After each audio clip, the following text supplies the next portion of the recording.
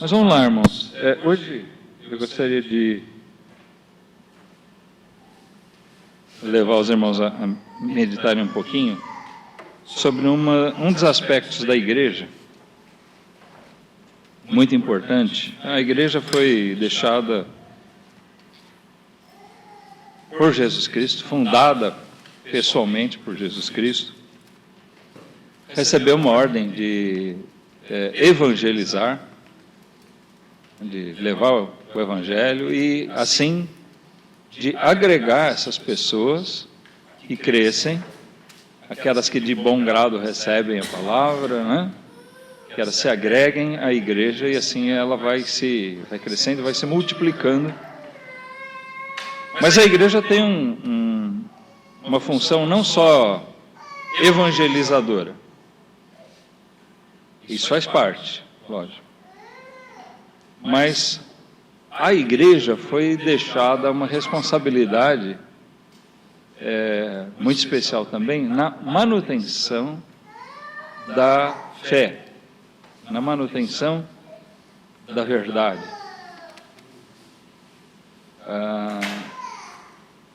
Se nós pensarmos, de certa forma, se o papel fosse só evangelizar, né, só falar de Cristo, eu me arrependi dos meus pecados, creio em Jesus, colocar assim, até nós poderíamos pensar que não seria necessário a igreja. Afinal, cada convertido poderia testemunhar e fazer novos convertidos. Não é verdade? Eles poderiam simplesmente vão espalhando pelo mundo.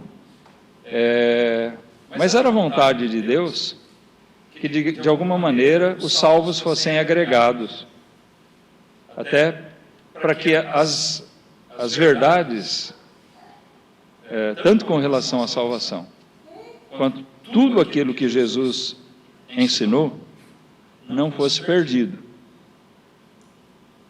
Nós tínhamos no Antigo Testamento a nação de Israel, né, que por mais negligente que ela tenha sido, na maior parte do tempo, ela acabou se tornando instrumento de Deus para a preservação da palavra.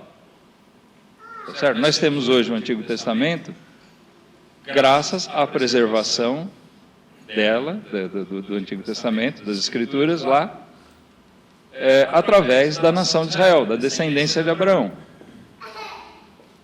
Quando Moisés escreveu as leis e depois os profetas vieram, tudo aquilo foi sendo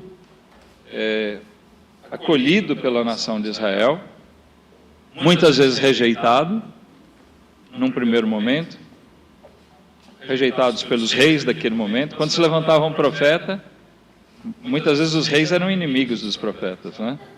Muitos reis mandaram matar os profetas.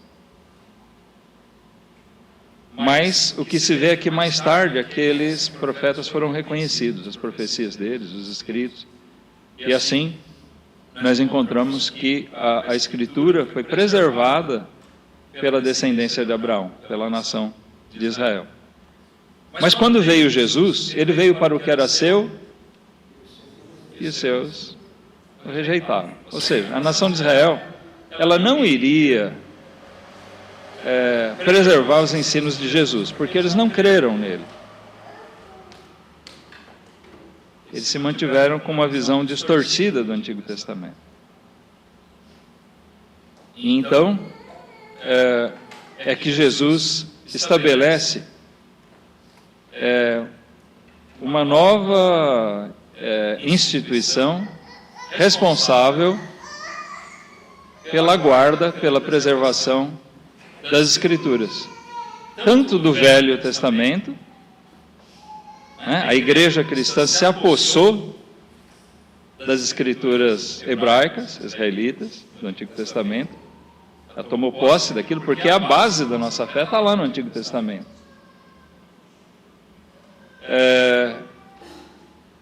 E como diz lá no livro de Hebreus, Deus falou antigamente pelos pais, pelos profetas, e ultimamente nos falou pelo próprio Filho, por Jesus. Então, agora nós tínhamos Jesus e os seus apóstolos. O ensino apostólico foi aquilo que Jesus recebeu, ou melhor dizendo, o que Jesus tomou do Antigo Testamento e entregou aos apóstolos. Na verdade, ele recebeu do Pai. O que Jesus estabeleceu no Novo Testamento está intimamente ligado com o Velho Testamento. E a igreja se tornou, assim, a fiel guardadora dessa verdade. Nós vemos, desde do meio do século XIX, um movimento que tem movido constantes ataques contra a palavra de Deus. Se nós formos estudar a história do cânon, a história da palavra de Deus, irmãos, nós vamos ver que existe uma série de fatos. A Bíblia não foi entregue para a gente prontinha do jeito que ela é.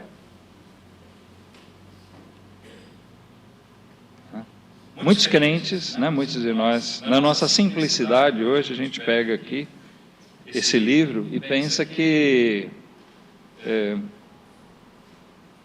isso tudo aqui caiu prontinho na nossa mão. Quem já estudou um pouquinho da história das Escrituras, sabe que mesmo aqueles escritos do Antigo Testamento, eles foram sendo compilados. O que é a compilação? Juntados, né? No tempo de Cristo, no tempo do Novo Testamento, esses livros que nós temos como o Velho Testamento, eles eram aceitos por toda a comunidade judaica.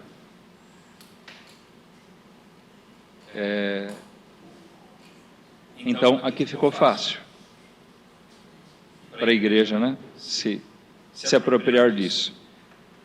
Quando nós estudamos sobre o cânon, nós vemos muitas provas a respeito de que esses livros são realmente inspirados, porque Jesus e os próprios apóstolos citam esses livros, apesar de que eles citam livros que nós não temos, como o de Enoque, por exemplo. Tá? Existe um livro de Enoque que circula por aí, mas não se tem certeza que seja esse. O fato é que esse não foi agregado às Escrituras, nem na Torá, né? Nem nas Escrituras hebraicas, o livro de Enoque entrou, e nem na Bíblia cristã. Então, nós simplesmente adotamos aquilo que já era reconhecido pela comunidade judaica, pelos hebreus, no tempo de Cristo. No Novo Testamento, alguns livros que foram escritos, algumas cartas foram sendo imediatamente aceitas pelas igrejas. Outras, embora tenham sido imediatamente escolhidas por aqueles a quem foi endereçada, demorou um tempo para que fosse reconhecida por todas as igrejas. Mas até muita gente, hoje em dia surge assim tem um grupo que diz que essas escrituras foram corrompidas. Por quê? Porque num concílio feito lá pelo o pai do catolicismo, o imperador Constantino, foram reconhecidos isso já lá do século IV. Então, já 300 anos depois, 300 e tantos anos depois de Cristo, que esses livros foram oficialmente reconhecidos pela igreja oficial que Constantino estabeleceu. Só que eles acabaram reconhecendo, por quê? Embora alguns dos chamados pais da igreja, aqueles primeiros, depois dos apóstolos, né, naqueles primeiros séculos. Uns reconheciam alguns livros, como, por exemplo, eu citei o livro de Hebreus. O livro de Hebreus era reconhecido por alguns desses mestres e outros não. Segunda Pedro, também, alguns questionavam se era inspirado, se era legítima, se fazia parte do cânon mesmo, ou não. Bom, mas nosso assunto nem vai ficar por aí. Eu só estou dando um cenário aqui, um pano de fundo para a gente pensar a respeito disso. Só que, naquele concílio, que não vale nada para a igreja, para nós não vale nada. Porque esse concílio foi feito por igrejas corrompidas pelo Estado. Tá? Já casada lá com o Império Romano. Mas eles foram forçados a reconhecer esses livros aqui, irmãos. E por que eles foram forçados a reconhecer? Porque agradava a eles? Não. Eles foram forçados a reconhecer porque, na verdade, a grande massa, a grande maioria das igrejas reconhecia esses escritos. Na prática, esses livros circulavam entre as igrejas e eram aceitos nas igrejas locais, nas igrejas individuais. Então, aquela igreja universal se viu obrigada a abraçar e reconhecer esses livros também. Então, foi estabelecido um cânon oficial. Mas para nós não importa o que o Constantino ou o que os pastores que ele reuniu pensavam. O que interessa é o que as igrejas de fato faziam. E aí a gente chega no nosso assunto de hoje. Porque eles foram forçados a reconhecer aquelas escrituras, porque as igrejas de verdade, mesmo muitas daquelas que já estavam se casando com Roma, assim como aquelas que se mantiveram fiéis, elas defendiam que esses livros eram palavra inspirada. E defendiam esses livros. Mas isso deu trabalho. Notem que nós estamos falando aí de um período de 400 anos quase.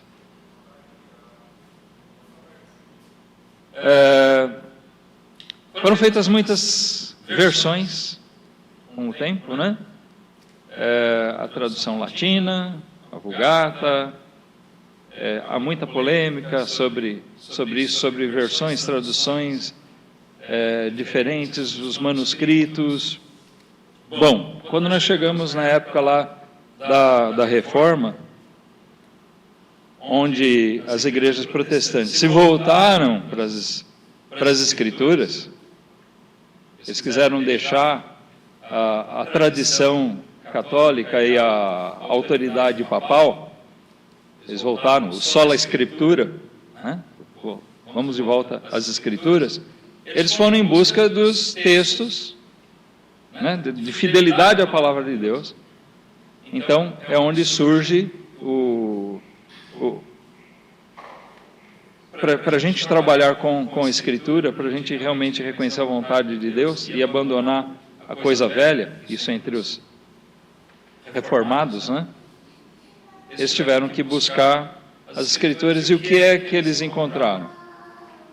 A grande maioria dos textos. Aí houve uma preocupação, né? Erasmo, uma preocupação de obter os melhores textos, ou a maioria, e o critério que eles usaram, e é o que nós respeitamos, é aquele critério do textus receptus, o texto recebido. O que é o texto recebido? É aquele que circulava entre a maioria das igrejas. O que tinha a maior parte das cópias, é o que era defendido, é o que era pregado por eles. Aí, quando nós chegamos na metade do século XIX, né, 1840, 1850, que eu estava falando agora há pouco, surge uma nova linha de questionamento. Então, eles vão em busca de outros textos que dizem ser mais antigos, e é possível que sejam mesmo, mas aí tem aquela coisa, são mais antigos, estão preservados porque ninguém usou. Tem 1, 2, que dizem a mesma coisa, contra milhares e milhares que circulavam, que diziam diferente. Então, não, esse aqui é mais antigo, é melhor. Espera aí. É um critério adotado por eles e começaram a questionar alguns pontos das Escrituras. Eu quero dizer o seguinte, tem muitas Bíblias hoje que são influenciados por essa linha de colocar em dúvida certas passagens, certos textos. É ruim, é prejudicial, tá?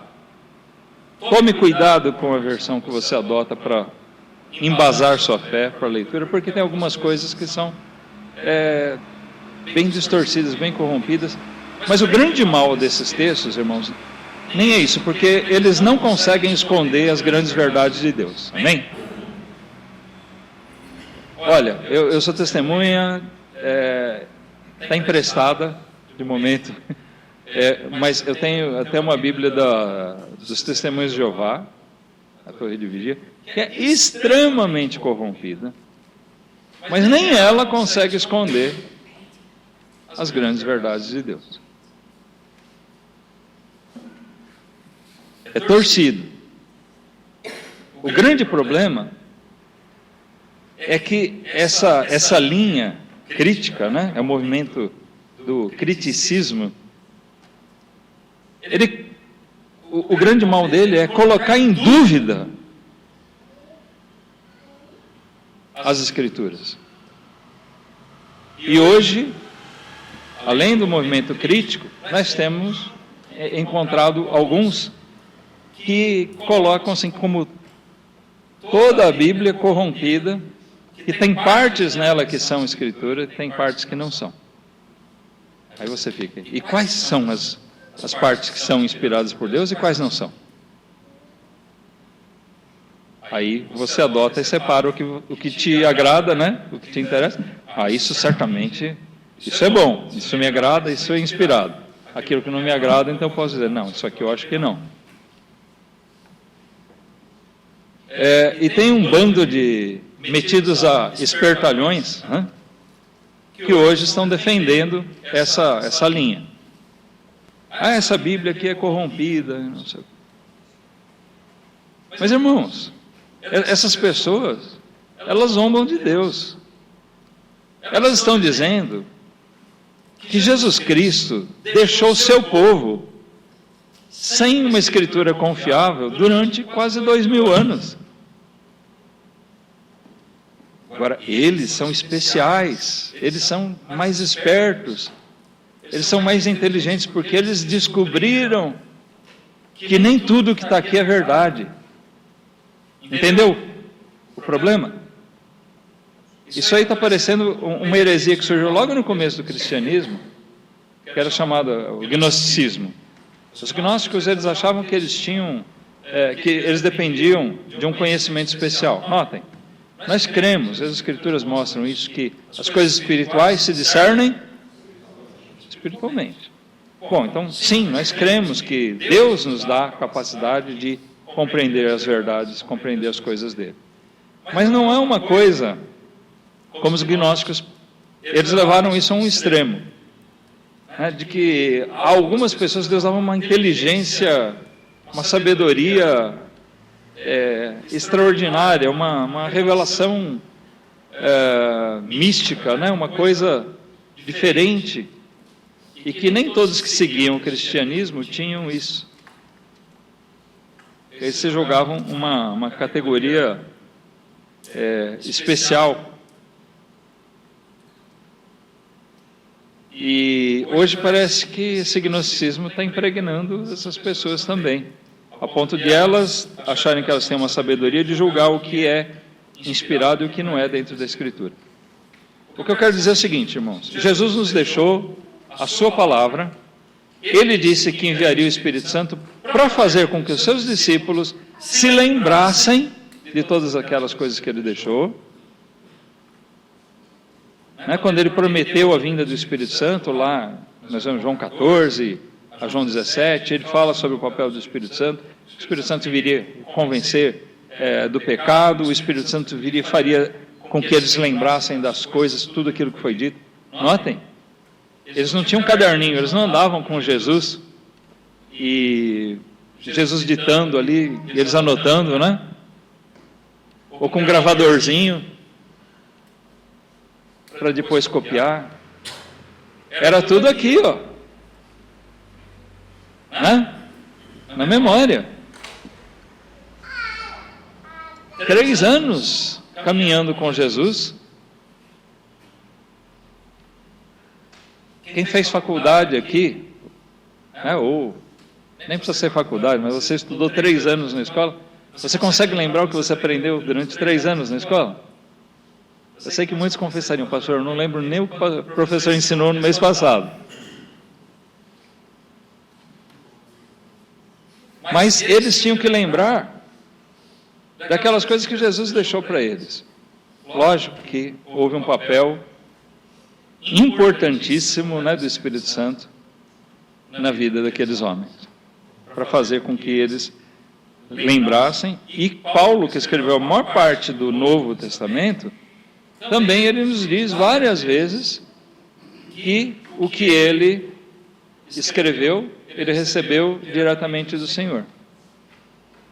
Como um apóstolo abortivo, né? Como alguém que veio depois do tempo dos demais apóstolos, Jesus chamou ele especialmente, e Jesus ensinou a Paulo diretamente as coisas que ele nos relata nas cartas. Ele diz, eu não fui buscar fazer um curso lá com Pedro, não fui consultar os homens. Então, irmãos, embora se ele fosse consultar Pedro, João, né, ele receberia os ensinos apostólicos também. Mas não havia tempo para isso. Paulo recebeu diretamente de Jesus. E assim como aqueles outros apóstolos tinham recebido isso diretamente. Então, é assim que a igreja foi colocada por Jesus para preservar esses ensinamentos, para guardar essas coisas.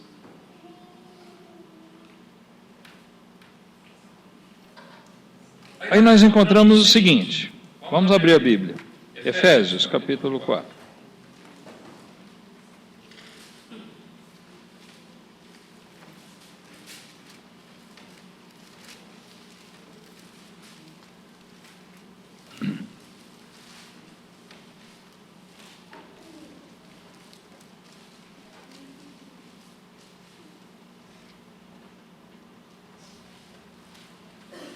Paulo fala aqui, a igreja de Éfeso, rogo-vos, pois eu, preso do Senhor, que andeis como é digno da vocação, da chamada com que fostes chamados, né, que vocês receberam. Com toda a humildade e mansidão, com longanimidade, suportando-vos uns aos outros em amor, procurando guardar a unidade do Espírito pelo vínculo da paz. Bom, ele roga aqui a que a igreja se mantivesse unida. Aí ele fala no versículo 4, há um só corpo, falando da igreja, aquela igreja local, vocês são um corpo, um só Espírito, o Espírito Santo, que vocês receberam, que é sobre a igreja, como também fossem chamados em uma só esperança da vossa vocação. A esperança deles é baseada numa mesma promessa, idêntica para todos. Um só Senhor, uma só fé, um só batismo, um só Deus e Pai de todos, o qual é sobre todos. Notem, ele não está falando aqui, é Pai de todos, todo o mundo, porque lá em João diz que são recebidos por filhos somente aqueles que creem em Jesus. Então o todos aqui não é todo mundo, tá? Toma cuidado quando você lê todos na Bíblia, porque tem gente que fala, todos é todos. Calma, tem vários todos.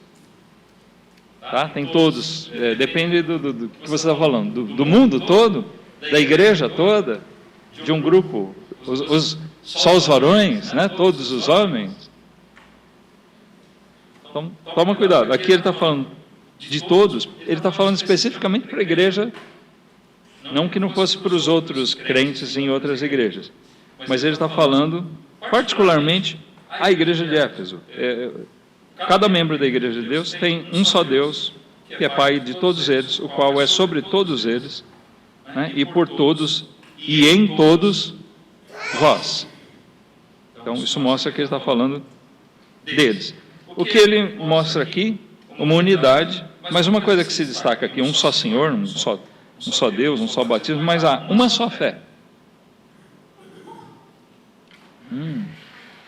Uma só fé. O que é essa fé? Vamos ler um outro texto antes de a gente avançar com isso. Mas notem, ele diz, a responsabilidade daquela igreja, lembrando que eles são unidos porque eles detêm as mesmas coisas, eles são abençoados pelas mesmas coisas. Em Judas, versículo 3. Judas, a gente está tão acostumado a falar o capítulo, né? Judas não tem capítulo. O versículo 3, que eu creio que seja o mais usado, mais conhecido versículo dessa pequena carta. Judas escreveu o seguinte: amados, procurando eu escrever-vos com toda a diligência acerca da salvação comum, tive por necessidade escrever-vos e exortar-vos a batalhar pela fé que uma vez foi dada aos santos. Então, Judas fala aqui da sua preocupação, né, procurando escrever com todo o cuidado a respeito da salvação comum. Comum aqui não é no sentido de vulgar, mas é comum a salvação que eu tenho e vocês têm. Uma só fé, uma só salvação, um só Senhor. Judas está dizendo basicamente a mesma coisa que Paulo diz lá. A salvação que eu tenho, irmãos, é a salvação que vocês têm. Então, o meu cuidado é em falar sobre isso, mas, em razão disso, eu me vejo na necessidade de exortar vocês a batalhar, a pelejar, a lutar pela fé que uma vez foi dada aos santos. Nós temos o costume de interpretar fé, a palavra fé, com o ato de crer. Mas nós vamos ver que essa fé de que Paulo fala lá em Efésios 4, como aqui em Judas, versículo 3, na verdade ele está se referindo naquilo em que nós cremos. É o conjunto de ensinamentos, é o conjunto de doutrinas que nós temos, recebidos de Deus, recebidos de Jesus. Vamos ler também 1 Timóteo 3,15. 1 Timóteo 3.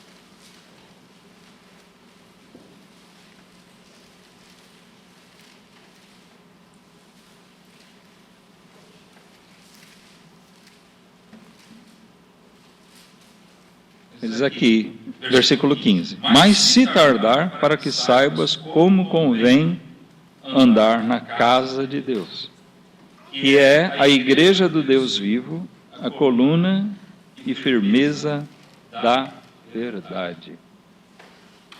Guardem esses versículos, irmãos, porque nós vamos meditar a respeito deles ao longo desse estudo, tá? Aqui não aparece a palavra fé, mas aparece a palavra verdade. Nós podemos dizer que elas são quase sinônimas. A verdade é aquilo em que nós devemos crer.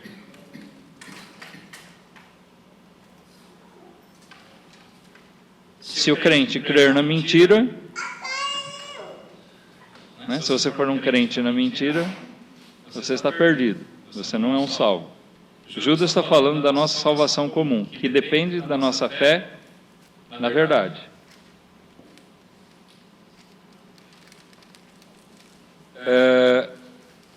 A igreja é colocada, irmãos, por Jesus, não por Paulo. Paulo aqui reconhece esse fato. A igreja é colocada como coluna e firmeza do quê? Da verdade. Então, olha, nós temos uma grande responsabilidade aqui, porque Jesus deixou isso para a igreja. Nós temos a necessidade, irmãos, de buscar o conhecimento E não um conhecimento raso, mas um conhecimento aprofundado da palavra de Deus. Na verdade, nós lemos muito pouco, nós estudamos muito pouco, nós meditamos muito pouco sobre as Escrituras.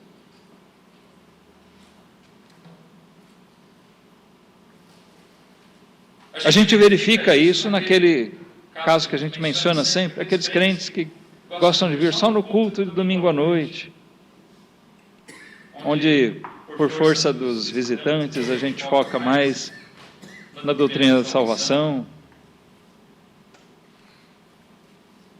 Então, muitos crentes se sentem mais confortáveis julgando que aquilo basta.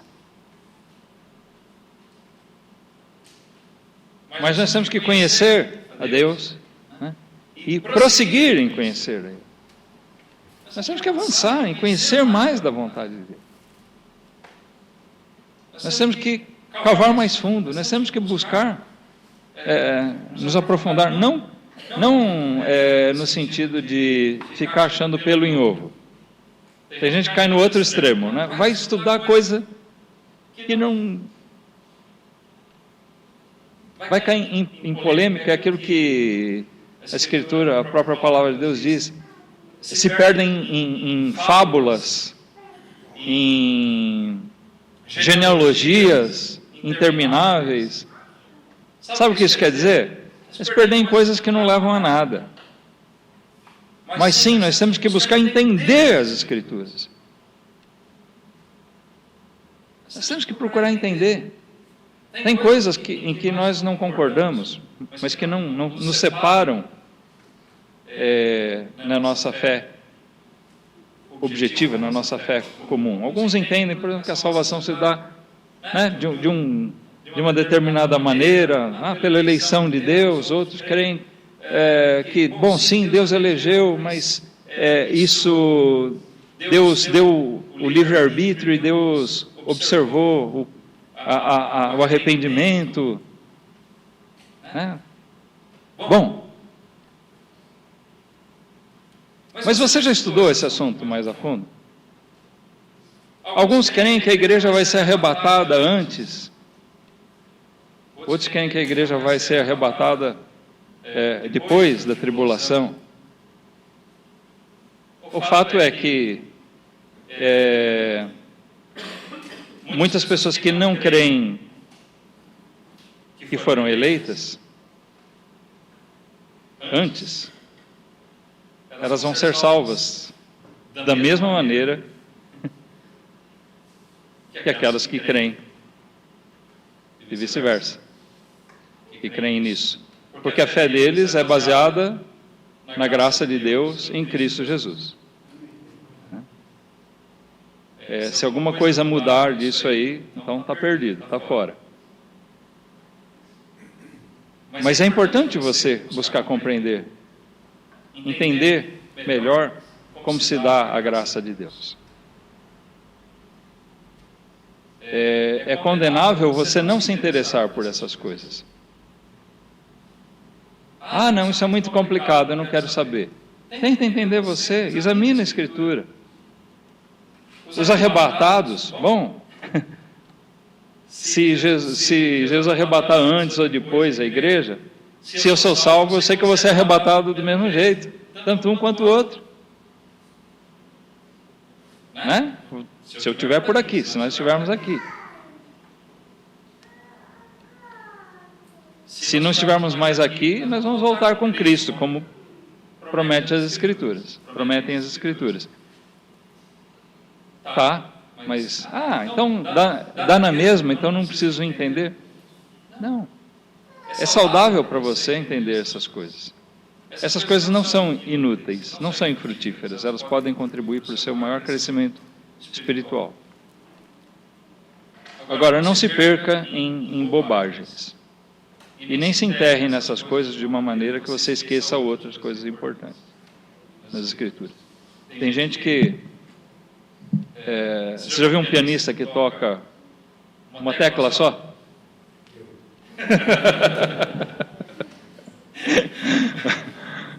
Tem gente que só olha a Escritura assim, né? É uma tecla só, ele só olha aquela tecla. pam, pam, pam. Não, você toca algumas mais, Souza. Com a mão esquerda fica ali, né? Mas tem gente que literalmente fica batendo numa tecla só. Nós temos que conhecer a palavra de Deus. Por quê? Porque nós, como igreja, irmãos, nós precisamos nos aprofundar em estudar, e o tempo que nós temos para nos reunir para estudar é pouco, né? Então você deve se interessar e aproveitar bem o tempo que nós temos reunidos como igreja, e também buscar estudar a sua Bíblia em casa. Porque para nós, igreja, foi deixada uma responsabilidade de preservar isso. Então, quando vem os ataques contra a Escritura, a Escritura, a palavra de Deus, ela é tão maravilhosa que ela não precisa que nós sejamos advogados dela. Ela mesma é advogada dela. Eu não preciso, é onde surgem conflitos de ofensas. Quando alguém, não, porque essa Bíblia é inspirada assim, não sei o que, tem o camarada por inimigo. Quando eu digo que a Bíblia é advogada dela mesma, se nós conhecemos ela, nós vamos mostrar que a própria Escritura se autentica como legítima, como verdadeira, como fiel. Então, nós podemos ser porta-vozes, mas ela mesma se defende.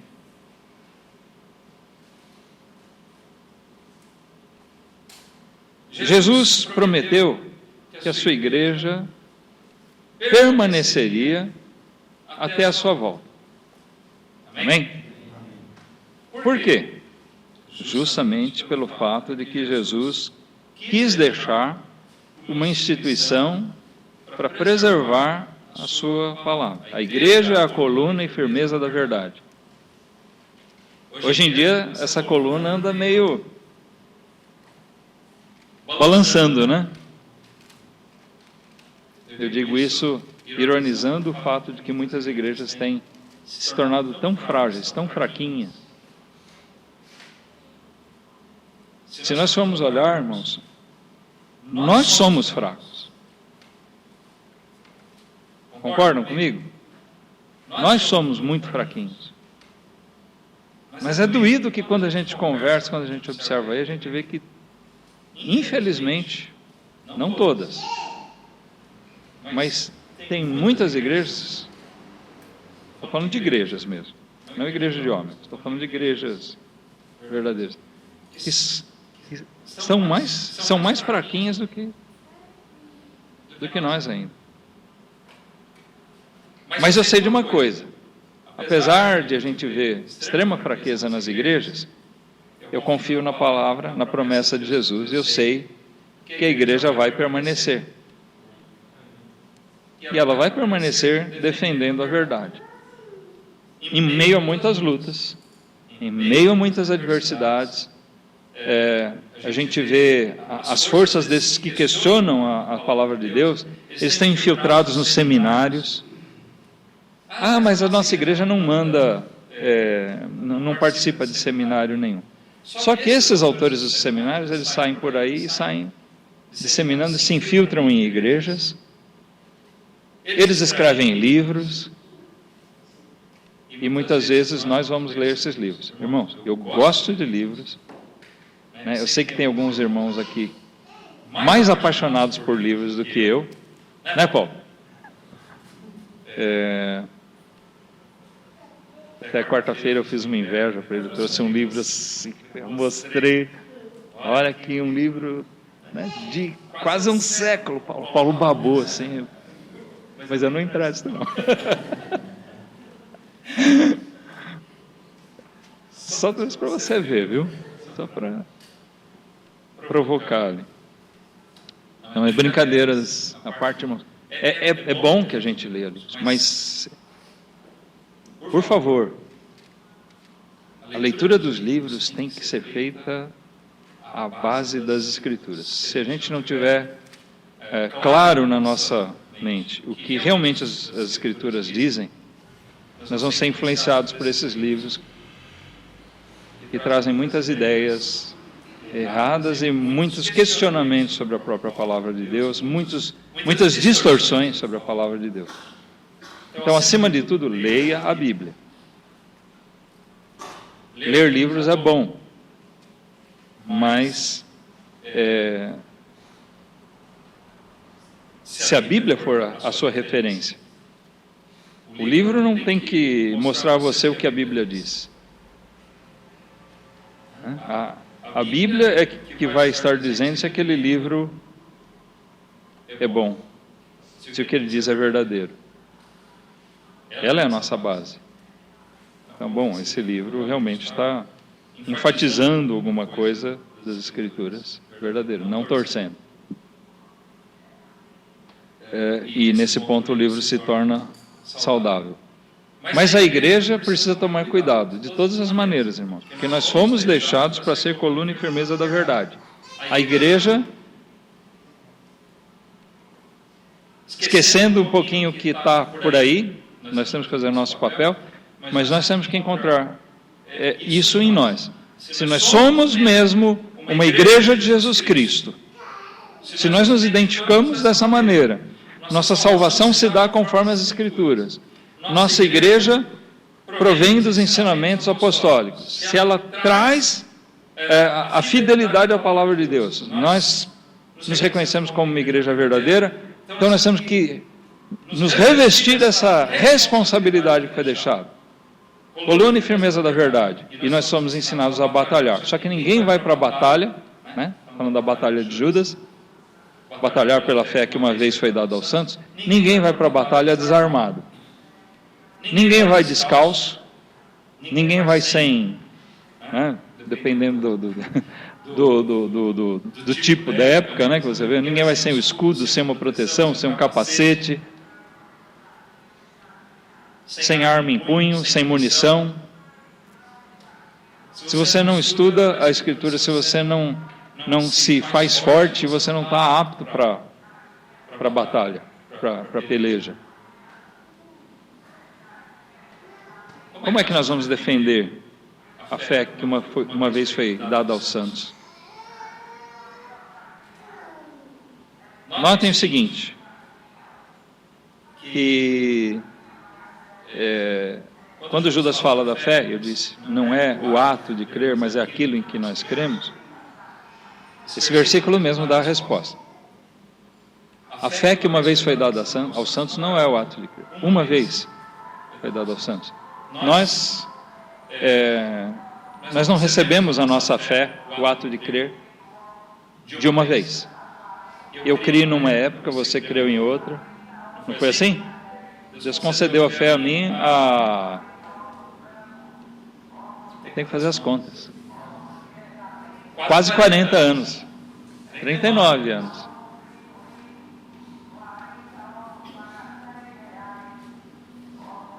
Alguns aí, sei lá, alguns poucos aninhos, né? Mas a sua fé não é menor, não é inferior da minha. Amém? É uma só fé. Só que você veio a crer mais recentemente. Mas é a mesma fé. No Cristo Salvador, na graça de Deus. E assim nós temos que crescer juntos, irmãos, em cima de todo o conjunto da fé. Aquela fé que sim foi dada uma vez aos santos. Aquela fé que foi entregue à igreja. É isso que ele quer dizer. Aquela fé que Jesus deixou à igreja. Aquele conjunto de doutrinas, de ensinamentos, que ele fala na grande comissão. Muitas vezes nós lemos aquele Mateus 28, varia, tem versões aí que tem um versículo a mais, outras têm um versículo a menos, né? Mas os dois últimos versículos ali de Mateus, em que Jesus fala para a igreja ir, né? Alguns lembram até que talvez a melhor tradução seria indo. Não sei se está no imperativo aqui. Portanto, indo ou ide, fazei discípulos de todas as nações. Como é que você faz discípulo? Pela pregação do Evangelho. batizando-os em nome do Pai e do Filho. Como é que você vai batizar alguém se você não ensinar a ele a doutrina do batismo? Opa, aí já começa, né? Aquele que crê deve ser batizado, já é uma doutrina. E batizando ele se agrega à igreja, batizando em nome do Pai, do Filho e do Espírito Santo. Aí chega no versículo 20, ensinando-os a guardar todas as coisas que eu vos tenho mandado. Irmãos, aqui é a fé uma vez dada aos santos. Tá? Tanto aquela que nos traz o batismo, o ensinamento do batismo, como aquela que antes nos traz as verdades sobre a salvação, como todas essas coisas que Jesus mandou. Essa é a verdade, tá? Esse conjunto de doutrinas é o que Judas chama de fé, que uma vez foi dada aos santos, que foi entregue à igreja. Essa uma só fé de que Paulo fala lá em Efésios. Essa é a verdade que nos liberta, é a verdade que nós temos que defender, porque nós somos feitos como igreja, coluna e firmeza da verdade. A igreja verdadeira, ela é conservada no mundo para que ela seja sustentadora da verdade, para que ela conserve a verdade.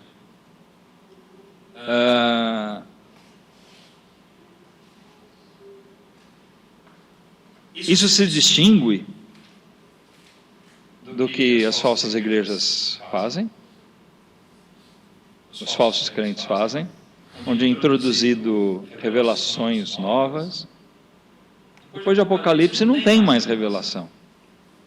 Ele foi o último livro e lá o desfecho dele sela a revelação de Deus. É interessante que João escreveu como selando o livro. Né? Porque diz lá, se alguém acrescentar ou retirar qualquer daquelas palavras, ele vai receber as maldições daquele livro. Mas será que ele está falando só daquele livro? Só do Apocalipse? Se alguém acrescentar alguma coisa ao Apocalipse, ao livro de Apocalipse, ele vai estar acrescentando algo a toda a Escritura, a todo o conjunto da fé, da revelação que foi dada à igreja, foi dada aos santos, ao povo de Deus. Então, se alguém acrescenta ou retira uma nova revelação, né, acrescentando, ou uma encíclica, ou alguma coisa que eu digo, não, isso é por tradição oral, mas não está na Escritura. Não, mas isso nós recebemos por tradição oral, que o catolicismo faz, né? Para justificar as coisas que não conferem na doutrina deles com a Bíblia. Isso é tradição oral. Adoração ao santo. É tradição oral. Tentam se defender a mariolatria e essas coisas todas. Aí tem aqueles que querem retirar, colocando em dúvida, esse texto aqui não está nos melhores textos, não. Essa palavrinha aqui, esse versículo não quer dizer bem isso. Espera aí. Tá, aquele versículo não quer dizer bem isso, mas ele está de acordo com outras partes da Bíblia. Porque uma regra, né, nos foram deixadas certas coisas importantes para entender a Bíblia. Regras de interpretação da Bíblia, chamada hermenêutica. A Escritura é a principal regra da hermenêutica, né? A Escritura esclarece a própria Escritura. Se um versículo aparentemente está dizendo uma coisa, mas ele parece contradizer o que dizem várias outras passagens, então você está interpretando aquilo errado. Ou a tradução ficou falha, tá? Então você vai olhar para aquilo com base no ensinamento que está por toda a Bíblia. Aí você vai encontrar o sentido real dele.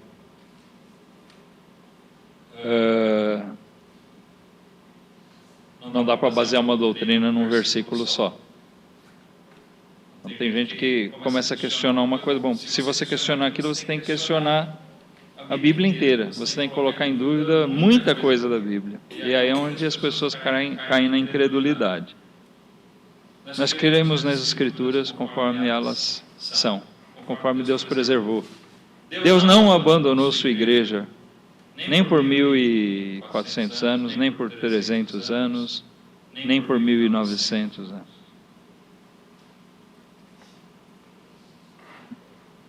Eu disse para os irmãos, tomem cuidado com as versões baseadas no texto crítico, porque elas têm muitos erros, têm muitas falhas, mas elas não escondem as verdades, as grandes verdades de Deus. Tá? Elas não chegam a esse ponto. Então, a verdadeira doutrina, ou a verdadeira fé, continua lá. É só você não se deixar influenciar pela má intenção de alguns que mexeram ali.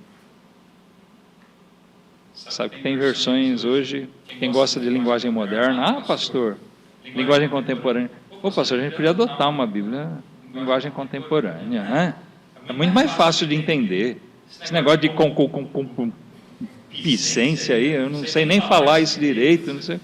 Né? Na Bíblia, na linguagem contemporânea, é bem mais fácil notar isso aí. Olha, se você souber a história disso... Né? Tem gente que participou ali e mudaram coisas em algumas dessas versões, e depois até algumas tiveram que voltar atrás, porque são pessoas que agiram com intenção própria. Acho que é na NVI, ou na linguagem de hoje, não me lembro qual das duas versões, eles alteraram, por exemplo, né, o termo sodomita, homossexualismo, porque alguns dos integrantes da comissão de tradução eram gays, eram homossexuais. Então eles perverteram o texto. Então toma cuidado com... mas é tão mais fácil de ler. É fácil, mas tudo que vem fácil, né, olha, pode ser comprometedor. O diabo gosta de facilitar as coisas para a gente engole mais fácil. Então, cuidado com isso. O critério não é o que é mais fácil. O critério não é a igreja mais perto. O critério tem que ser aquilo que é mais fiel a Deus. Você pode ter uma igreja mais perto da sua casa, mas se ela não é uma igreja verdadeira, se ela não é uma boa igreja, não adianta nada. Tá? Melhor, se você pode, andar um pouquinho mais, estar numa igreja fiel. Amém? Você pode entender mais fácil uma Bíblia na versão contemporânea. Mas se isso corrompe, prejudica o seu entendimento, se esmere um pouquinho mais em conhecer as palavras, em ler mais a sua Bíblia, e você vai ver que ela se torna bem mais fácil, porque você vai se familiarizando aos textos, as palavras. O que quer dizer essa palavra? Você não sabe? Usa um dicionário, tem bons dicionários bíblicos, né? E você vai avançando. Quando você vai ver, você está usando o dicionário do hebraico, do grego, para você saber o significado original das palavras. Até um dicionário simples do português aí, né? Um bom Aurélio aí, pode te ajudar já.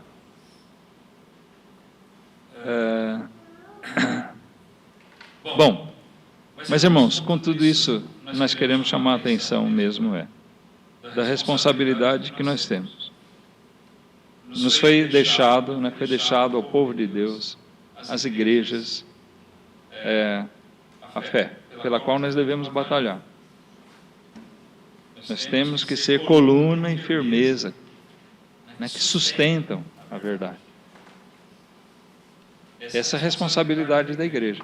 Então, nós, Igreja Batista Betel, nós temos a nossa responsabilidade particular, pessoal, diante de Deus. De buscar, preservar, defender, batalhar pela verdade. Ela foi deixada, as Escrituras foram deixadas para a igreja na terra, e Jesus deixou a igreja na terra para trabalhar no lugar dele. É por isso que a igreja muitas vezes é chamada de o corpo de Cristo. Essa figura é usada no Novo Testamento para falar de uma igreja. Ela é corpo, onde Cristo é a cabeça. E ela é corpo. Nossa cabeça pensa. Sua cabeça pensa? Pensa mesmo? É bom que pense, né? Mas é a nossa cabeça que comanda nosso corpo. Os nossos movimentos, o que nós fazemos, depende do que a cabeça comanda. A igreja, ela se enxerga assim: Jesus é a cabeça, e Ele deixou o seu Espírito com a sua igreja. Ela foi revestida do Espírito Santo para ela estar agindo em lugar dele aqui na terra. Se Jesus estivesse pessoalmente aqui, Ele estaria defendendo a verdade. Mas Ele não está mais. E para espalhar pelo mundo, Ele não fez isso sozinho, Ele nos envolveu nisso. Não fosse isso, funcionaria diferente, né? Você foi salvo? Opa, está salvo, então vem cá, vamos embora. Vamos para o céu, né? Vamos estar com Cristo. Mas Jesus estabeleceu um plano em que nós somos salvos e permanecemos aqui. Para quê?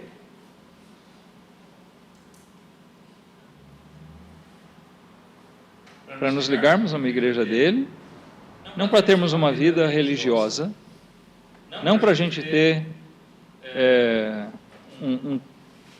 um clube social, para ter um passatempo sadio, mas sim para que nós estejamos crescendo no conhecimento dele, continuar aprendendo do que ele deixou juntos, adorando a Deus, pregando o Evangelho e sustentando as verdades.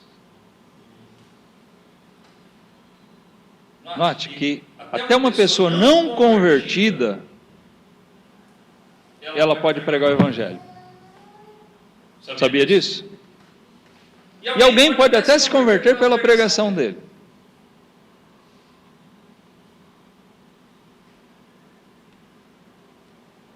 Mas um não convertido não vai defender a verdade, não vai sustentar a verdade. Porque no pecado dele, ele não se sujeita a Deus. E ele não vai pregar as coisas que vão contra o coração dele, contra a vida dele.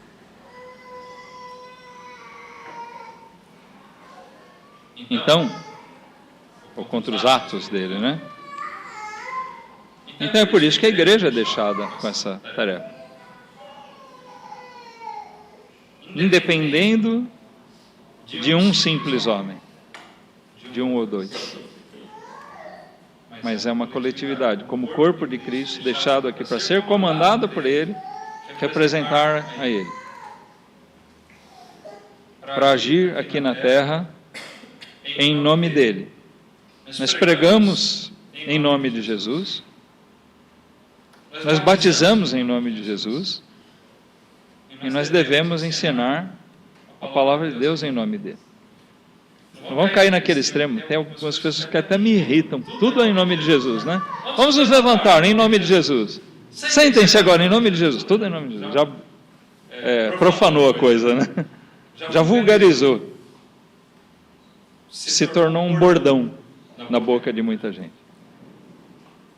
Mas, irmãos, nós, como igreja, nós estamos agindo, devemos agir em nome dele. Isso quer dizer, pela autoridade dele. Agora, nós não podemos defender uma coisa, dizer, não é que nós estamos agindo por autoridade de Jesus, ensinando uma coisa contrária ao que ele deixou. Nós não estamos autorizados a isso. Jesus não deu carta branca, ensinem o que vocês quiserem. Mas vão por todo mundo ensinando o que eu deixei para vocês. Amém? Essa é a nossa responsabilidade. Então é isso que nós temos que buscar fazer.